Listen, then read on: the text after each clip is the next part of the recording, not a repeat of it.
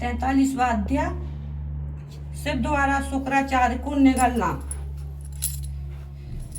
व्यास जी बोले, हे ब्रह्मपुत्र सतन कुमार जी, शिवगणों द्वारा जब शिव जी को यह ज्ञात हुआ कि दैत्यराज गुरु शुक्राचार्य दैत्यों को पुनर्जीवित कर रहे हैं और शिवगणों उन्हें बंदी बना लाए, तब क्रोधित होकर शिव जी ने शुक्राचार्य को निगल लिया था। तब आगे क्या हुआ? भगवान शिव के उद्धार में शुक्राचार्य ने क्या किया? क्या भगवान शिव ने उन्हें भस्म कर दिया या फिर शुक्राचार्य अपने तेज के प्रभाव से शिव जी के उद्धार से बाहर निकल आए? कृपा कर मुझे यह बताइए। व्यास जी के इन प्रश्नों को सुनकर सतन कुमार जी बोले, हे व्यास जी, भगवान शिव तो इस त्रिलोकनाथ हैं, वे साक्षात ईश्वर हैं। उनकी आज्ञा के बिना इस संसार में कुछ भी नहीं होता। उनके कारण ही यह संसार चलता है। भगवान शिव के कारण ही देवता की हर युद्ध में जीत होती है। अंदर कोई साधारण दैत्य नहीं था। उसे यह बात ज्ञात थी कि वह त्रिलोकीनाथ भगवान शिव को नहीं जीत सकता, इसलिए वह अपने दैत्य कुल की रक्षा करने के लिए सर्वप्रथम अपने आराध्य दैत्य गुरु शुक्राचार्य के चरणों में गया और अपने गुरु की वंदना करने लगा। तब उन्होंने प्रसन्न होकर उसे आशीर्वाद दिया। दैत्यराज अंधक ने गुरु शुक्राचार्य से मृत संजीवनी विद्या द्वारा मरे हुए असुरों को जीवित करने की प्रार्थना की। शुक्राचार्य ने अपने शिष्य अंधक की प्रार्थना स्वीकार कर ली और युद्ध भूमि में आ गए। शुक्राचार्य ने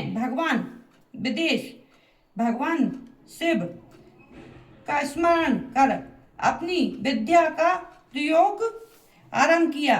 उस विद्या का प्रयोग करते ही युद्ध में मृत पड़े दैत्य अपने अस्त्र शस्त्र लेकर इस प्रकार उठ खड़े हुए मानो इतनी देर से सो पड़े हों। यह देखकर दैत्य सेना में अद्भुत उत्साह का संचार हो गया। राक्षसों में नई जान आ गई और वे भगवान शिव के गणों में भयानक युद्ध करने लगे। शिवगणों ने जाकर यह समाचार नंदीश्वर को बताया कि शुक्राचार्य अपनी विद्या के बल से मरे हुए दैत्यों को जीवित कर रहे हैं। यह जानकर नंदी सिंह की भांति दैत्य सेना पर टूट पड़े और उस स्थान पर जा पहुंचे जहां शुक्राचार्य बैठे थे। अनेक दैत्यों अपने गुरु की रक्षा करने के लिए चारों ओर खड़े थे। नंदी ने शुक्राचार्य को इस प्रकार पकड़ लिया जैसे शेर हाथी के बच्चे को पकड़ लेता है। वे उठाकर तेज गति से वहां से निकल पड़े।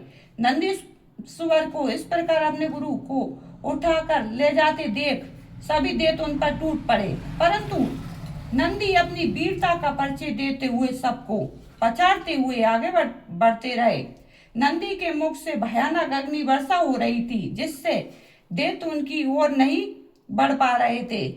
इस प्रकार कुछ ही देर में नंदी शुक्राचार्य का अपहरण करके उन्हें भगवान शिव के सम्मुख ले आए। नंदी ने सारी बातें भगवान शिव को कहा सुनाई। यह सब सुनकर देवाधिदेव महादेव जी का क्रोध बहुत बढ़ गया और उन्होंने दैत्य गुरु शुक्राचार्य को अपने मुंह में रखकर इस प्रकार निगल लिया जिस प्रकार कोई बालक अपनी पसंदीदा खाने की वस्तु को पल भर में ही निगल जाता है।